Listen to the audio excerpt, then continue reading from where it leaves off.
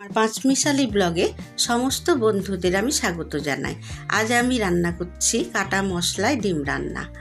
ডিমগুলো সিদ্ধ করে নেওয়ার পর একটু হলুদ মাখিয়ে নিলাম এবং একে একে আমি ডিমগুলো, এই যে আমার মশলা রেডি করা আছে, কাটা মশলা সমস্ত আমার রেডি করা আছে। তেল বসিয়ে আমি একে একে ডিমগুলো ভেজে নিলাম। লাল লাল করে ডিমগুলো আমি ভেজে নিলাম এবং ডিমগুলো আমি আস্তে আস্তে তুলে নিচ্ছি এবং সেই তেলে আমার সেদ্ধ করা আলু রেডি করা আছে, সেই আলুগুলো আমি আস্তে আস্তে তেলে দিয়ে ভেজে নিচ্ছি। তেলে দিয়ে আমি ভেজে নিচ্ছি। ভেজে নেওয়ার পর আমার যে মশলাটা রেডি করা আছে, সেই মশলাটা আমি আলুর মধ্যে দিলাম এবং আস্তে আস্তে সেটা কষে নিচ্ছি।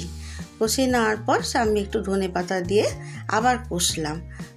আবার কষে নিচ্ছি এবং উপর থেকে আমি গরম জল রেডি করা আছে, সেই গরম জলটা আমি দিয়ে দেব। গরম জলটা আস্তে আস্তে আমি দিয়ে দিলাম এবং ফুটে গেলে আমি ভাজা ডিমগুলো আমি আস্তে আস্তে ওই ঝোলে দিয়ে দিচ্ছি। বন্ধুরা, উপর থেকে আমি ধনেপাতাও দিয়ে দিলাম। এরকম রান্না করে দেখো বন্ধুরা এবং আমার সঙ্গে থেকো তোমরা।